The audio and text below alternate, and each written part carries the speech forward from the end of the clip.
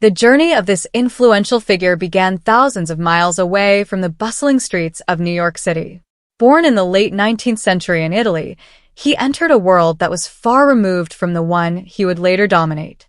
His early years were spent in a land known for its deep-rooted traditions, strong familial bonds, and, in some regions, an undercurrent of secrecy and survival. However, like millions of others during this period, his family sought a better life across the Atlantic, in a country that promised opportunity for those willing to seize it. Arriving in the United States as a young boy, he stepped onto American soil with his family, joining the waves of immigrants who were reshaping the cultural and economic landscape of the nation.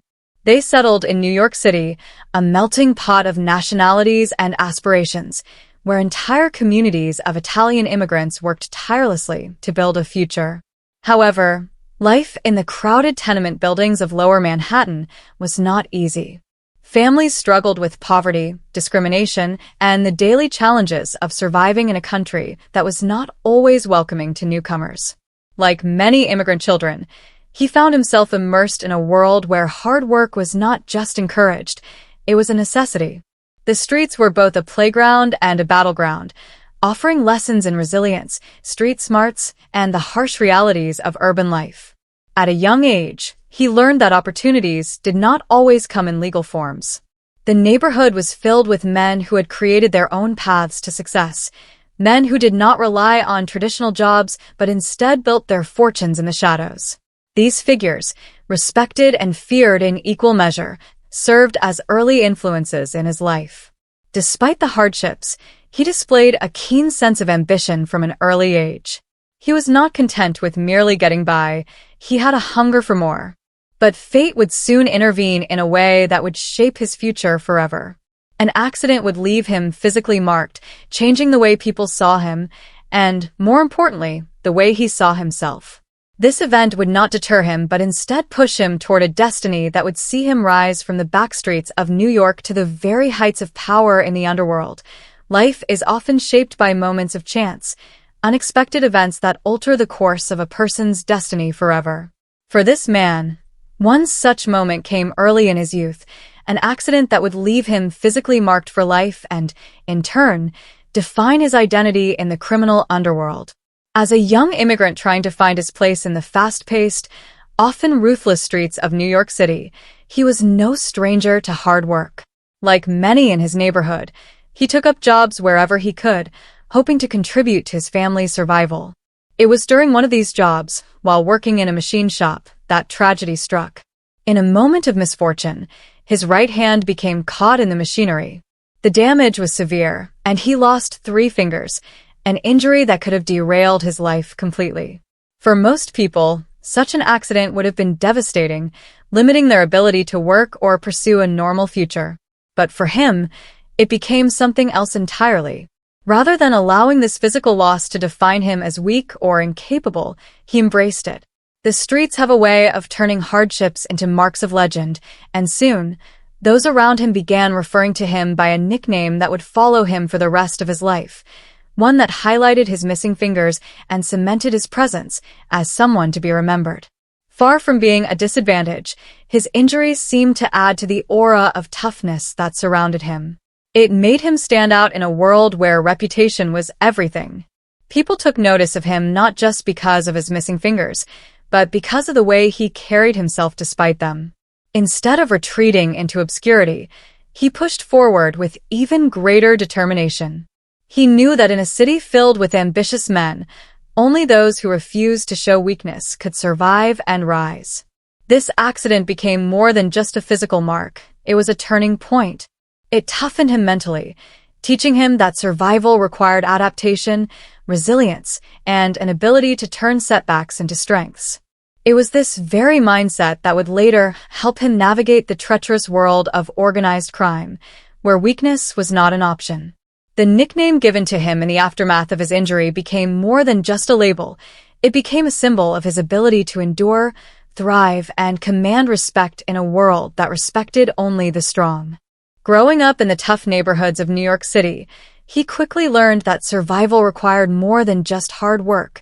It demanded intelligence, resilience, and an understanding of power. The early 20th century was a time of rapid change, and for many immigrant families, opportunities for legal success were limited. Jobs were scarce, discrimination was rampant, and the promise of the American dream often felt like an illusion. It was in this environment that he found himself drawn into a world that offered an alternative path, one where power was not granted by birthright or social status, but earned through cunning, strength, and loyalty. The streets were ruled by men who operated outside the boundaries of the law. These figures controlled gambling rings, extorted businesses, and smuggled illegal goods. They had influence, money, and most importantly, respect, something that was hard to come by for a young immigrant looking to make his mark. It wasn't long before he found himself among them, observing their methods, learning the unspoken rules, and slowly making a name for himself. Prohibition, which began in 1920, opened new doors for those willing to take risks. The demand for legal alcohol created a booming underground economy, and with it a new era of organized crime was born. He saw an opportunity and took it. He aligned himself with powerful figures in the criminal world, men who recognized his sharp mind and ability to stay calm under pressure. Unlike many of the reckless gangsters of the time, he was calculated and disciplined, qualities that made him invaluable. At first, his role was small. He handled tasks that earned the trust of those in power, running messages, collecting debts, and ensuring that business operations ran smoothly. But he was not content with merely being a foot soldier. He paid close attention to the inner workings of organized crime, studying how money flowed, how alliances were built, and how conflicts were handled. His ability to navigate the complex web of underworld politics quickly set him apart from others. As the years passed, his influence grew. He proved himself not only as someone who could be trusted, but as someone who could make things happen. He understood that violence had its place, but true power lay in control over people, businesses, and entire industries. His rise in the criminal underworld was not based on brute force alone.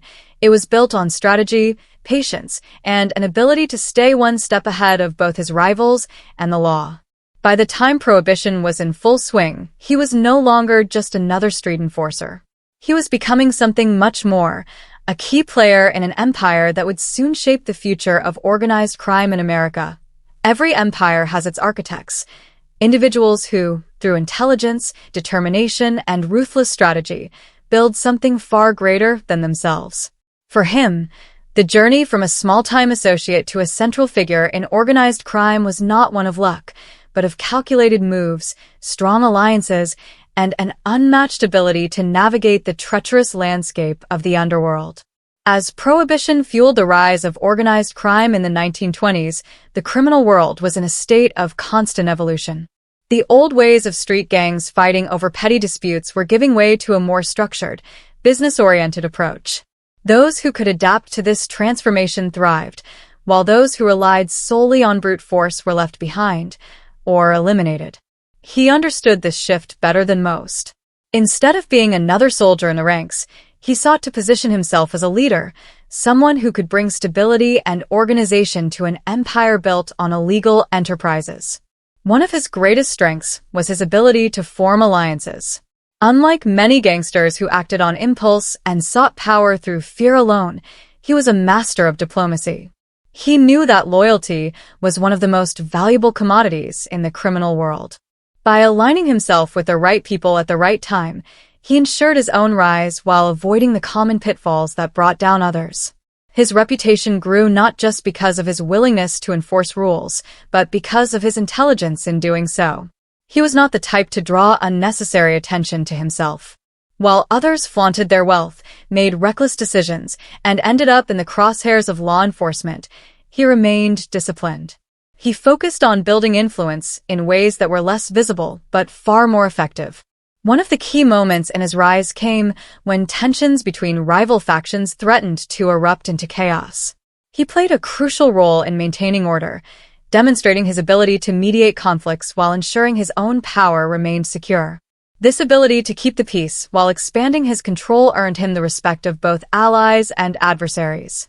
By the late 1920s and early 1930s, he was no longer just another figure in the underworld. He was a force to be reckoned with. His influence extended beyond the streets and into legitimate businesses, labor unions, and even political circles. He understood that true power did not come from being feared alone, but from being indispensable. He made himself a key player in the world of organized crime, someone whose approval or disapproval could shape the future of entire operations. Through careful planning, calculated alliances, and a deep understanding of how to wield influence, he continued to climb the ranks of the criminal empire. While others fell to greed, betrayal, or law enforcement, he remained a step ahead, solidifying his place as one of the most powerful and respected figures in the history of organized crime. The criminal underworld is not a place for the reckless or the weak. It is built on loyalty, discipline, and an unrelenting pursuit of power. For him, the ultimate goal was not just to survive, but to build something lasting, something that would outlive the violent power struggles that had taken down so many others before him. He did not want to be just another figure in the criminal landscape. He wanted to shape it. And that is exactly what he did. The early years of organized crime in America were chaotic, filled with constant wars between rival factions. The old Sicilian traditions of honor and secrecy clashed with the brutal realities of American-style crime, where money and power dictated who survived and who perished.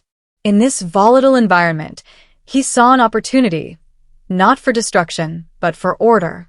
He understood that the future of organized crime lay in structure, not in street-level battles.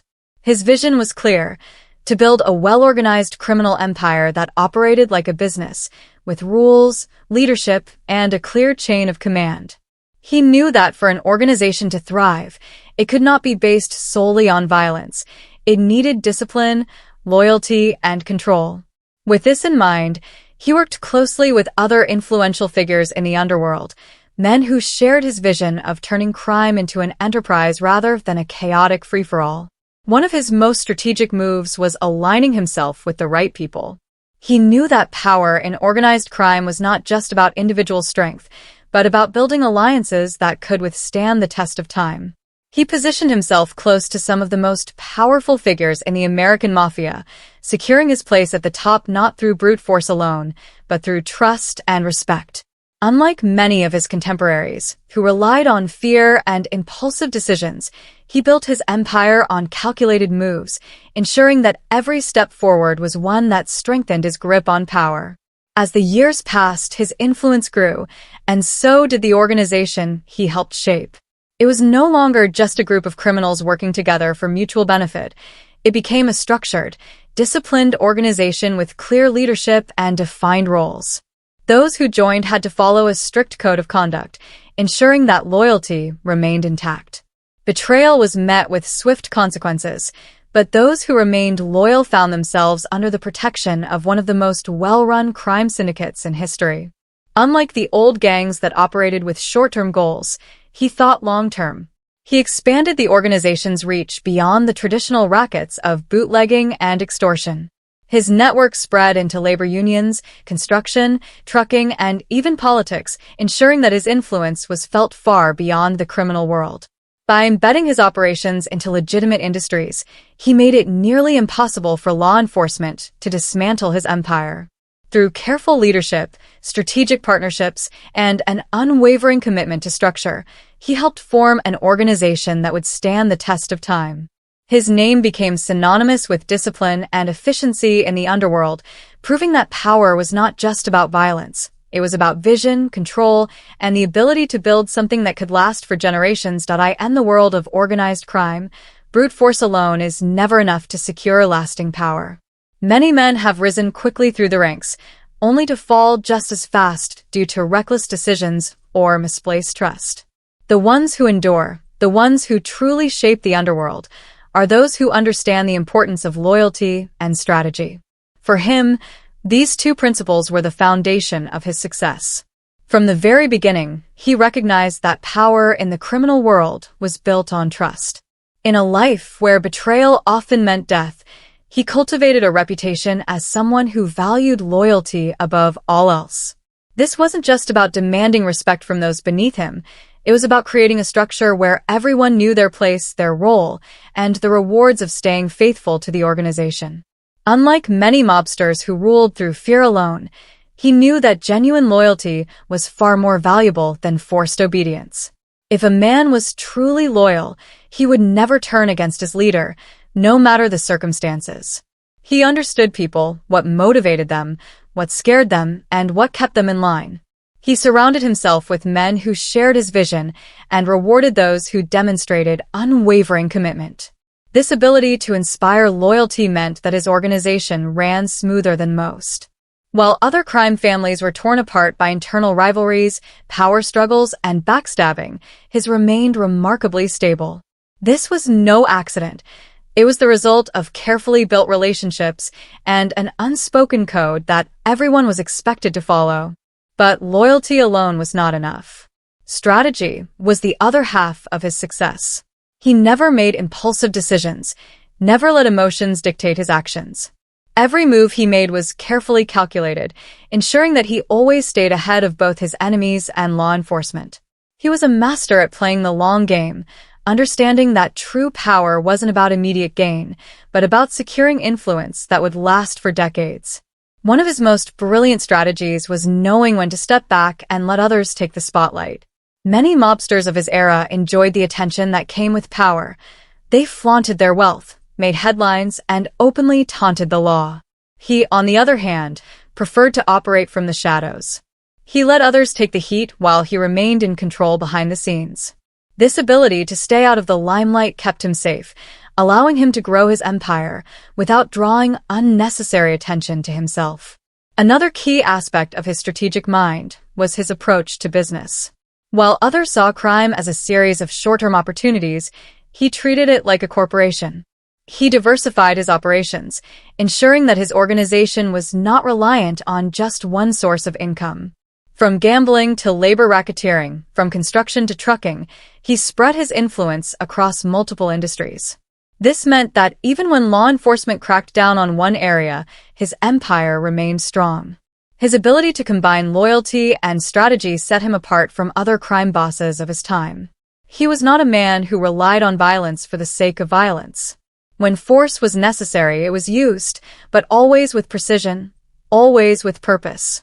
He avoided reckless wars and unnecessary bloodshed, ensuring that his organization remained strong while others crumbled under the weight of their own conflicts. Through his careful balance of loyalty and strategy, he built something far greater than a criminal empire. He built a legacy.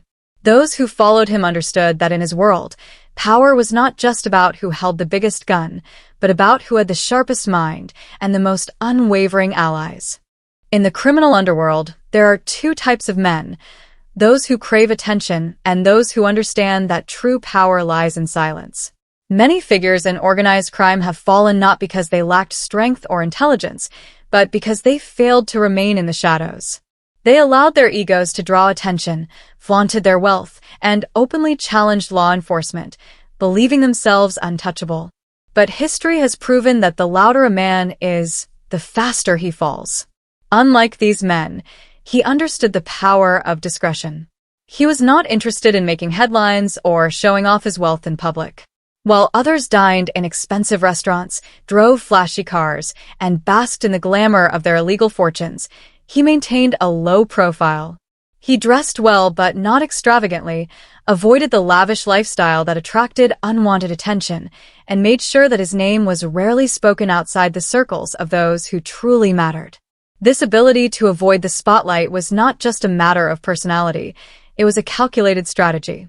He knew that law enforcement was always watching, always searching for a reason to bring men like him down.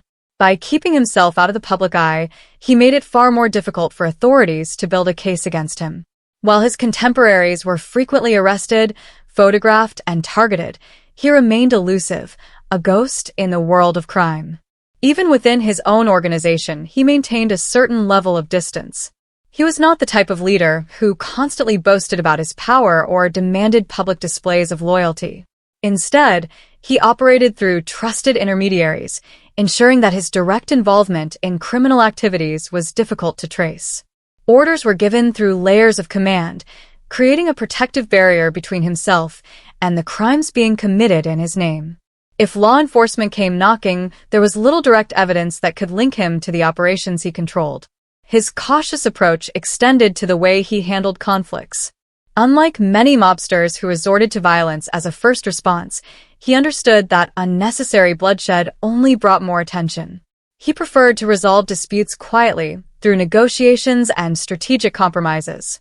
When action was necessary, it was swift and efficient, never reckless, never dramatic. This approach ensured that his organization remained strong while others were weakened by constant warfare and vendettas. His ability to stay out of the spotlight also meant that he avoided the betrayals that often plagued high-profile figures in the underworld. Law enforcement frequently used informants to bring down mob bosses, exploiting personal rivalries and internal conflicts.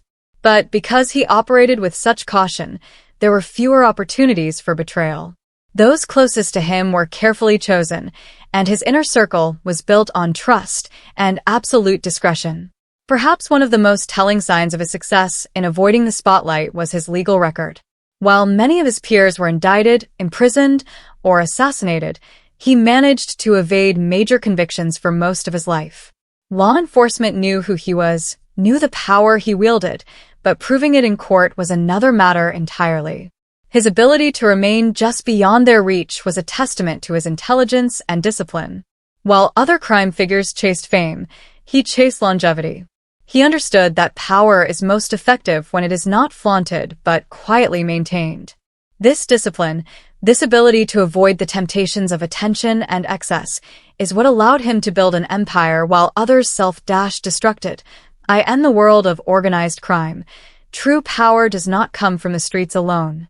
It is not just about running gambling rings, loan sharking operations, or bootlegging enterprises. Real power comes from influence, the ability to control industries, shape economies, and dictate the flow of money in both legal and illegal sectors. He understood this better than most. While many of his contemporaries focused on traditional criminal activities, he saw an opportunity in an entirely different arena: labor unions and legitimate businesses. By the mid-20th century, labor unions had become some of the most powerful institutions in the country. They controlled entire industries, negotiated wages, and had significant sway over political decisions. For an ambitious man looking to extend his reach beyond the underworld, infiltrating these unions was a logical step. He realized that by controlling the unions, he could dictate the terms of employment, manipulate contracts, and ensure that his criminal empire had a steady stream of income that was far more stable than the risky, violent enterprises of the streets. His approach was methodical. He did not storm into unions demanding control. He worked his way in quietly, placing loyal men in key positions. These individuals, often low-level union officials at first, slowly rose through the ranks under his guidance, gaining the trust of workers and leadership alike. By the time union members realized what had happened, he had already solidified his grip, ensuring that every major decision passed through him first. Through this influence, he was able to control massive financial resources. Union pension funds, which held millions of dollars meant for workers' retirements, became a lucrative tool. He and his associates funneled money from these funds into businesses they controlled, using them as personal bank accounts while making it appear as though they were legitimate investments. This allowed him to expand his empire without relying solely on the volatile income of traditional crime rackets.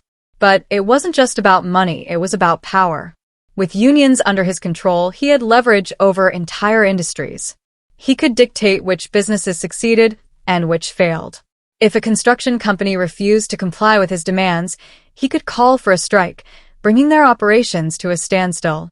If a trucking company tried to resist his influence, he could ensure that their shipments never arrived on time.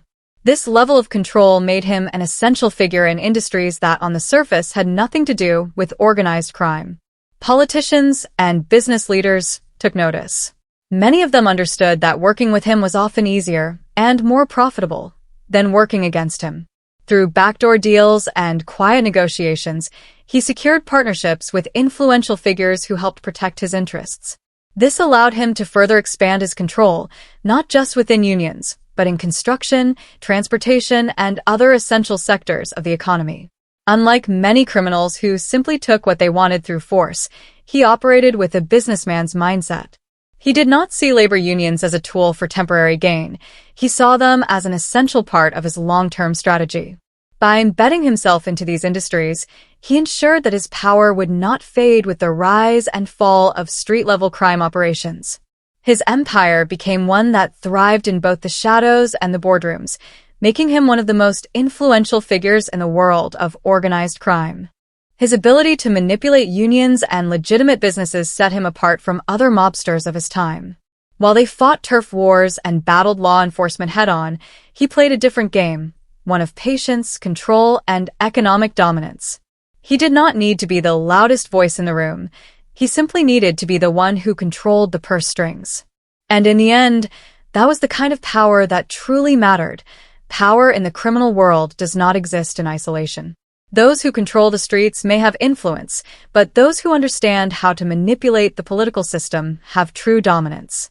He recognized this early in his rise, knowing that raw power alone was not enough to secure long-term success. While many crime bosses relied solely on intimidation and brute force, he played a different game, one that involved carefully weaving his influence into the very fabric of the political and legal system. Politics and organized crime have always shared an uneasy relationship, and he knew how to exploit it to his advantage. He understood that politicians, just like businessmen, had ambitions, weaknesses, and most importantly, a need for money. Campaigns required funding, elections were expensive, and the right donation at the right time could open doors that were otherwise closed. By strategically aligning himself with influential political figures, he ensured that his interests were protected, and in return, those in power received financial backing and assistance in areas where traditional methods fell short.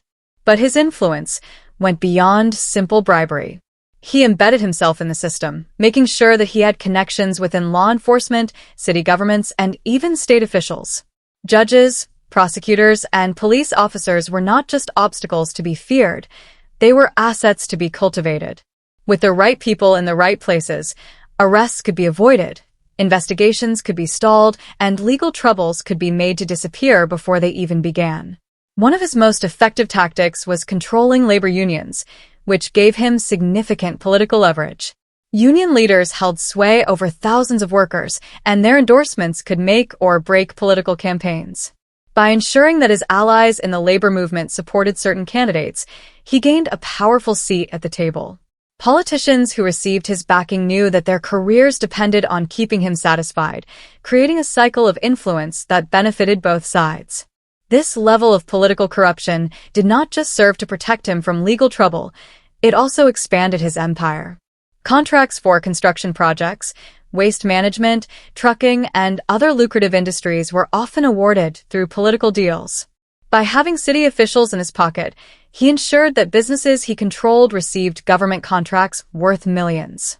These deals made his criminal organization look increasingly legitimate, allowing him to funnel illegal profits into legal enterprises while avoiding scrutiny. Beyond city politics, his reach extended into law enforcement. Officers who were on his payroll ensured that raids on his operations were conveniently delayed, evidence against him mysteriously disappeared, and rival organizations faced greater police pressure than his own. This not only kept his empire secure but also gave him an advantage over competitors who lacked his political connections. Yet, he was always careful not to overplay his hand. Unlike some crime figures who became too entangled in politics and drew too much attention, he maintained a delicate balance. He never sought to control politicians outright but rather ensured that they owed him favors that could be called upon when necessary. He understood that power was not about forcing others to act on his behalf, but about making them believe it was in their best interest to do so. His ability to maneuver within the political system without drawing direct suspicion was a testament to his intelligence and patience. He built an invisible shield around himself, ensuring that while law enforcement and prosecutors targeted other crime bosses, he remained largely untouchable.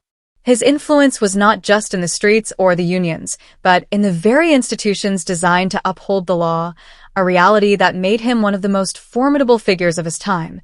Building an empire is one thing, maintaining and expanding it is another. Many crime bosses rise to power only to see their influence wane due to internal betrayals, law enforcement pressure, or reckless decisions. But he was not like the others. He understood that true power was not just about controlling a single territory or dominating one particular racket. It was about constant expansion, diversification, and adapting to the changing times. From the moment he secured a stronghold in the criminal world, he set his sights on growth. He was not content with just running gambling operations, extortion rings, or bootlegging businesses. He knew that in order to build a lasting empire, he had to expand beyond traditional crime and integrate himself into both legal and illegal enterprises. This was the foundation of his strategy, ensuring that his organization's power was not reliant on a single revenue stream, but rather on a web of interconnected businesses, both legitimate and underworld.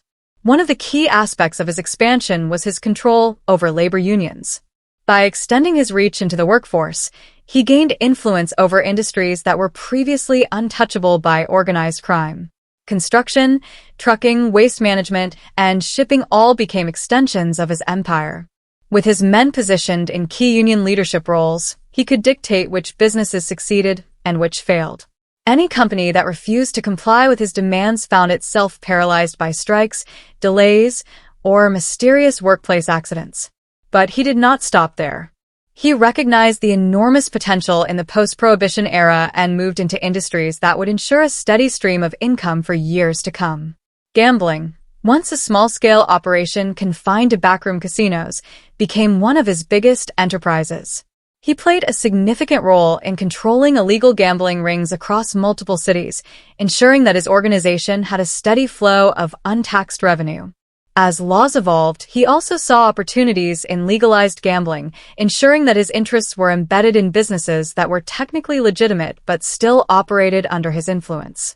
Real estate became another pillar of his expansion. He and his associates began purchasing properties, developing both residential and commercial areas. On the surface, these were ordinary business ventures, but behind the scenes, they served multiple purposes: money laundering, control over key neighborhoods, and a legitimate front for his organization's operations.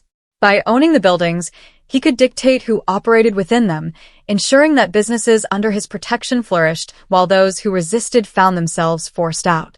Another crucial factor in his expansion was his ability to establish strong networks beyond his immediate territory.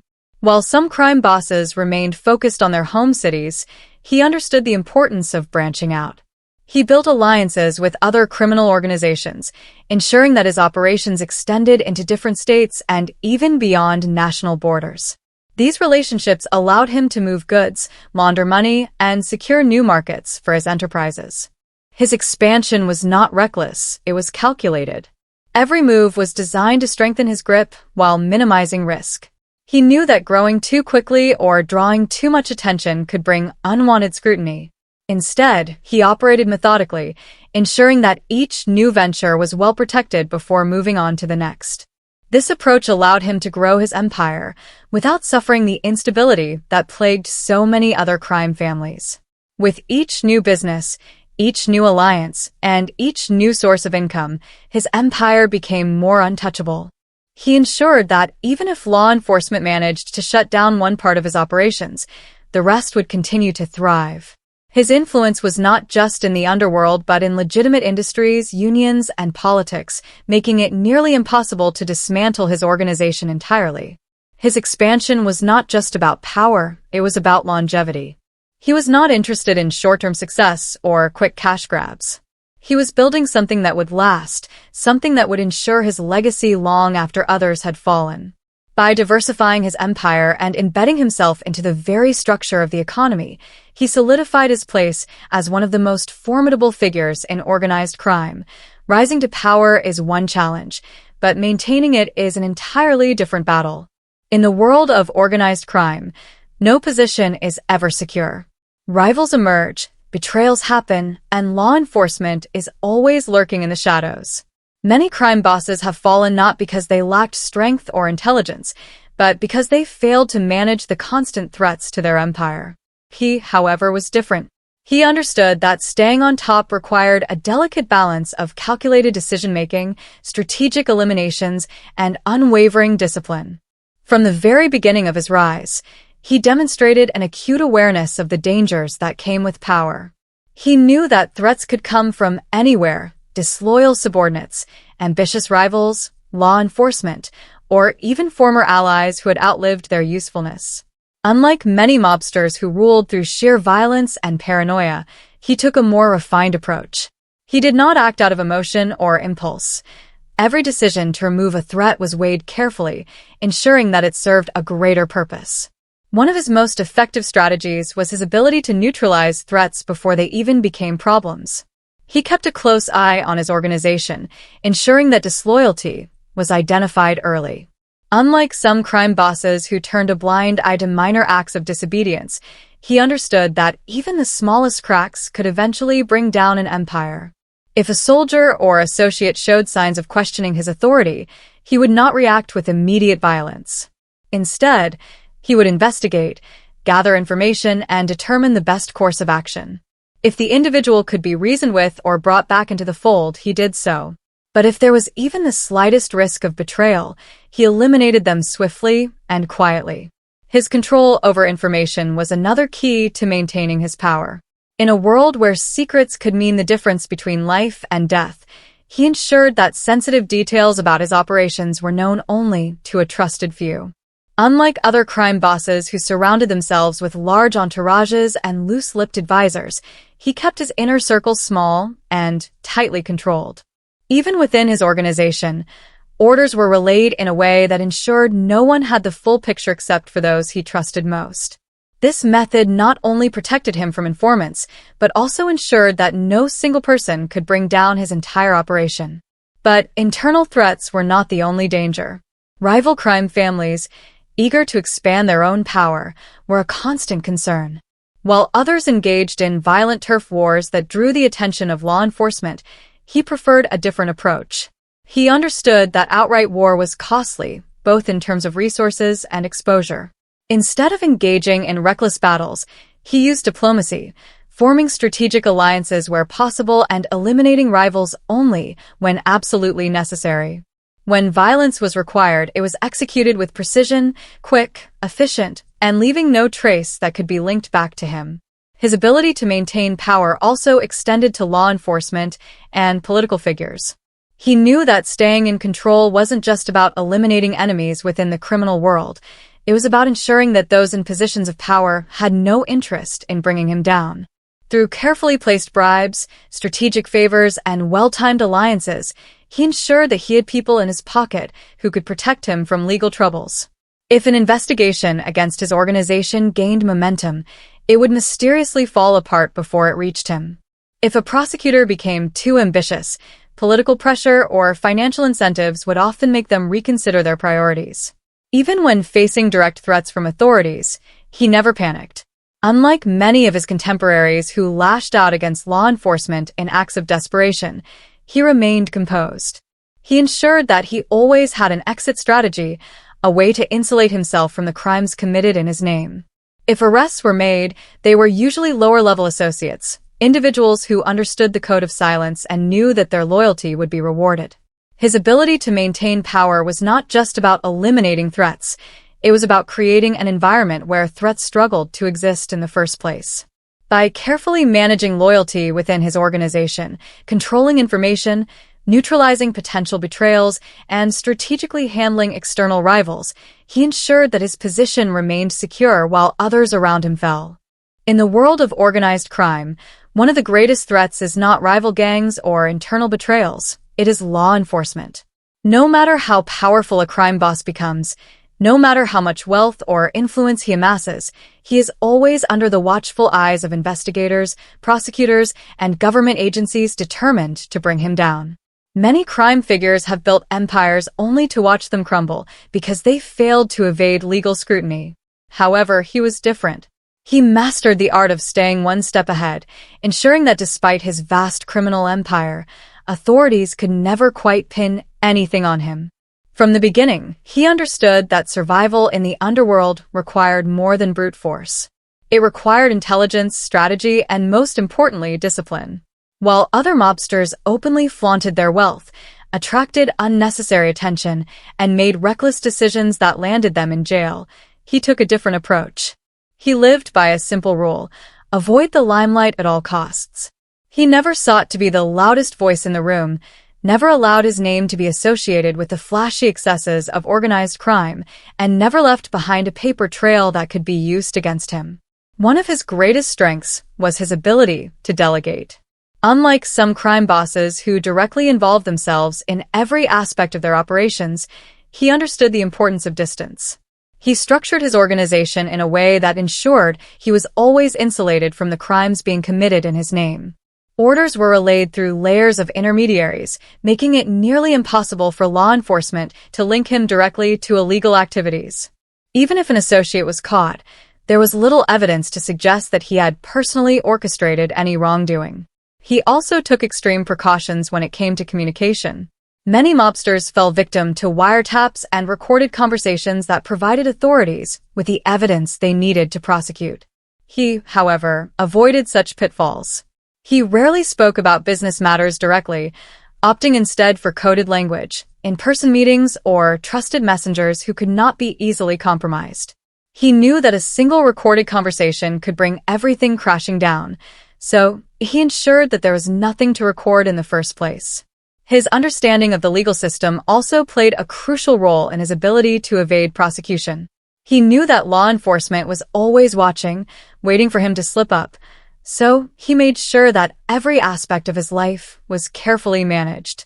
His financial records were meticulously crafted to appear legitimate, his businesses were structured in a way that made them difficult to investigate, and he employed some of the best lawyers money could buy. These legal experts not only defended him in court but also advised him on how to avoid incriminating himself in the first place. Bribery and corruption were also key tools in his arsenal. He ensured that he had allies in law enforcement, politics, and the judicial system, people who could tip him off to ongoing investigations, make evidence disappear, or derail cases before they ever reached trial. If a high-ranking police official or government agent proved incorruptible, he simply found ways to apply pressure through blackmail, financial incentives, or political connections. Even when his associates were arrested, he had a system in place to ensure that their loyalty remained intact. Unlike other crime bosses who abandoned their men once they were behind bars, he made sure that those who remained silent were rewarded. Families of imprisoned associates were taken care of financially, legal fees were paid, and if necessary, witnesses against them had a way of disappearing. This culture of loyalty made it far less likely that anyone would turn on him in exchange for a lighter sentence. But he did not rely solely on corruption and loyalty. He was also a master at using legal loopholes to his advantage. If law enforcement built a case against him, he ensured that it was dismantled piece by piece. He exploited procedural errors, challenged evidence, and delayed trials for years, knowing that time was often on his side. He understood that the longer a case dragged on, the more likely it was to fall apart due to lost evidence, unreliable witnesses, or shifting political priorities. Perhaps the most impressive aspect of his ability to evade the law was his composure under pressure. Many crime figures cracked when faced with the full force of the legal system. They panicked, made mistakes, or lashed out in ways that sealed their fate.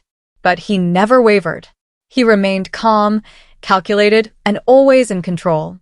Even when law enforcement closed in, he had contingency plans in place, ensuring that if one door closed, another would open. His ability to avoid legal troubles was not just a matter of luck. It was a testament to his intelligence, discipline, and understanding of both the criminal and legal worlds.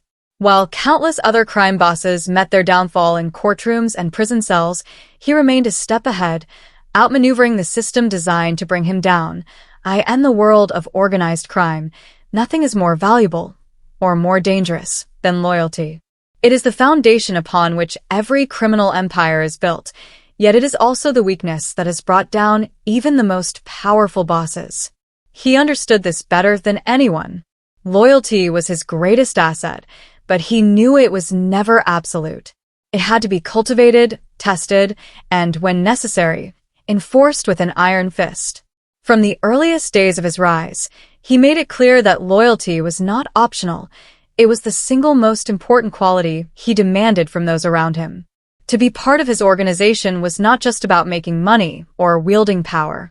It was about trust, about knowing that every man in the room would stand firm when the pressure came. In a world where betrayal could mean the difference between life and death, he took no chances. He did not grant loyalty blindly, nor did he expect it without effort.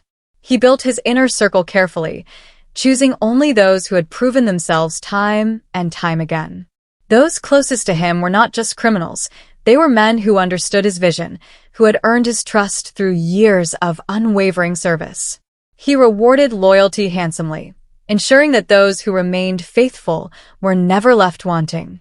If a man needed money, he provided it. If his family needed protection, he ensured they were safe. By making himself indispensable to those under him, he solidified their allegiance. But he was no fool. He knew that even the most loyal men could be swayed under the right circumstances. Law enforcement pressure, personal ambition, greed, any of these could turn a trusted associate into a potential threat. He kept a close eye on those around him, watching for the smallest signs of disloyalty. A hesitation in answering a question, a change in routine, an unexplained absence. These were all potential indicators that someone might be considering betrayal. When he suspected disloyalty, he did not act rashly. Unlike other crime bosses who reacted with immediate violence, he preferred a more calculated approach. He gathered information, tested the individual, and, if necessary, set traps to confirm his suspicions. If a man was truly disloyal, he did not get a second chance. Betrayal was the one crime that could never be forgiven. Those who turned on him were dealt with swiftly, and in a manner that sent a clear message to others. Disloyalty had only one consequence. But while he was ruthless with traitors, he also understood the importance of second chances when they were warranted. Not every act of defiance was an act of betrayal.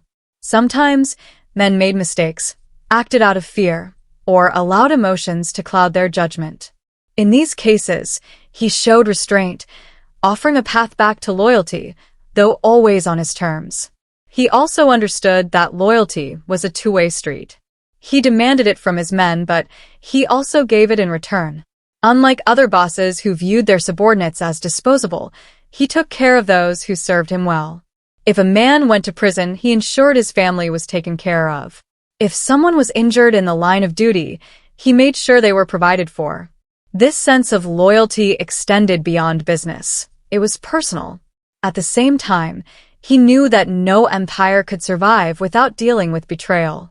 It was inevitable. Every organization, no matter how tightly controlled, had weak links. He made it his mission to identify and eliminate them before they could do real damage.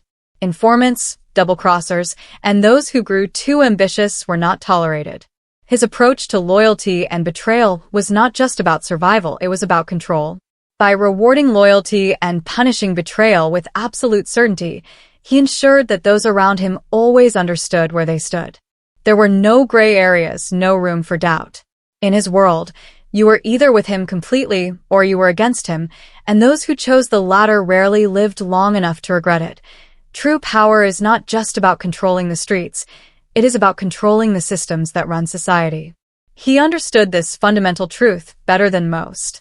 While other crime bosses focused solely on gambling, extortion, and smuggling, he set his sights on something far greater: influence over the political and business worlds. He knew that real protection did not come from soldiers with guns, but from politicians, judges, and businessmen who could make problems disappear with the stroke of a pen. From early on, he recognized the value of strategic alliances with influential figures.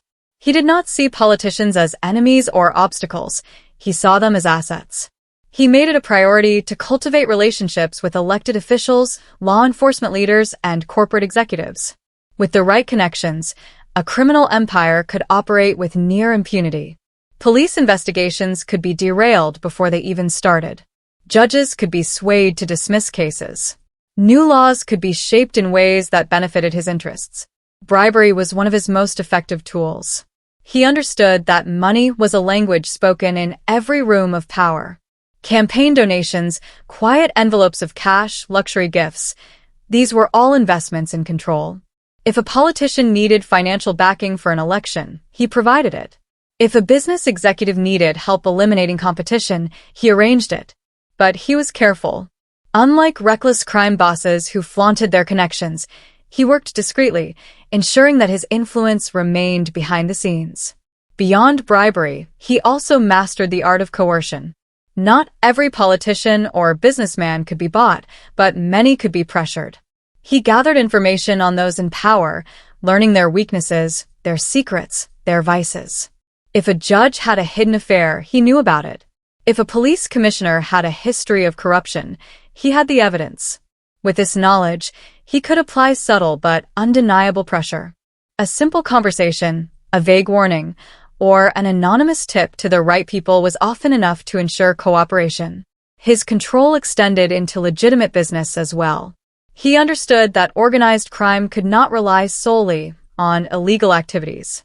To build lasting wealth and influence, he needed a foothold in legitimate industries. Construction, trucking, real estate, and waste management. These were all businesses that provided steady revenue while also serving as fronts for other operations. He ensured that his organization controlled key unions, allowing him to dictate wages, project approvals, and which companies succeeded or failed. Through these unions, he could manipulate entire industries. If a business refused to comply with his demands, sudden labor strikes could cripple their operations. If a competitor became a threat, permits could be delayed, supplies could mysteriously go missing, and contracts could be rerouted to more cooperative firms. He ensured that every major development, every significant business deal in his territory had his approval, whether the participants knew it or not. His political influence also allowed him to shape law enforcement itself. He ensured that certain police officers were promoted, that district attorneys who were too ambitious found their careers stalled, and that criminal investigations conveniently lacked the necessary evidence to move forward. If a high-ranking official refused to play along, they found themselves surrounded by scandals, pressured by unknown forces, or simply removed from office through carefully orchestrated campaigns. But his reach went beyond local politics. He understood the value of federal connections, ensuring that he had allies in government agencies that should have been his greatest enemies. By strategically placing people in key positions, whether through bribery, favors, or intimidation, he ensured that the highest levels of law enforcement remained divided and ineffective when it came to bringing him down. His influence over politics and business was not about greed, it was about control.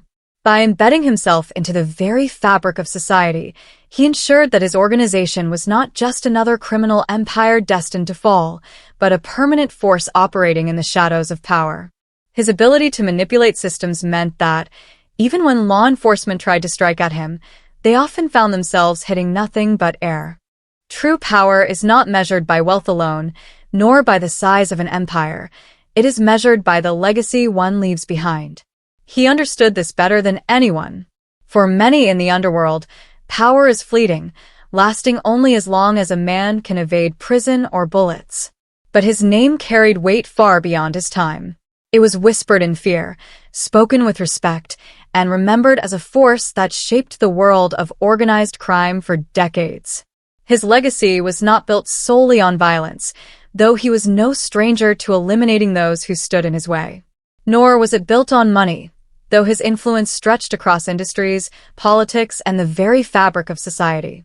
Instead, his legacy was forged through his ability to outthink, outmaneuver, and outlast his enemies. Unlike many crime bosses who burned brightly but fell quickly, he ensured that his rule was one of stability, precision, and calculated control. Fear was one of the most potent tools he wielded. But unlike reckless gangsters who ruled through sheer brutality, he mastered the art of controlled intimidation. His presence alone was often enough to command loyalty and obedience. Those who worked under him did, so not just because they were paid well, but because they understood the consequences of betrayal. He did not need to raise his voice or make direct threats. His reputation spoke for him. The stories of those who had crossed him and disappeared, the quiet efficiency with which he dealt with problems, ensured that few dared to challenge him. But fear alone does not build an enduring legacy. He combined it with a deep understanding of power structures. He knew that an empire built on violence alone was doomed to fall. Instead, he wove himself into the very institutions that were meant to oppose him. He ensured that judges, politicians, business leaders, and even law enforcement had reasons to protect him rather than pursue him. He created an environment where removing him was not only difficult, but against the interests of those in power. Even after his active reign, his influence lingered. The systems he put in place, the alliances he forged, and the principles he instilled in his organization ensured that his reach extended beyond his lifetime. The men who succeeded him did not have to rebuild an empire from the ground up. They merely stepped into the framework he had already perfected. His rules, his methods, and his strategies continued to guide those who followed, proving that true power is not about the man himself, but the foundation he leaves behind. His name became more than just a name, it became a symbol of intelligence, of control, of a man who had not just survived in the dangerous world of organized crime, but had mastered it. While other crime figures were remembered for their downfall, he was remembered for his endurance. He did not just participate in the underworld. He shaped it, bending it to his will, and ensuring that even in his absence, his presence was still felt. His legacy was not one of reckless bloodshed or fleeting fortune. It was a legacy of dominance, of careful maneuvering, of a man who played the long game and won. And long after he was gone, his name continued to command respect, his lessons continued to be studied, and his story remained a blueprint for those who sought power in the shadows.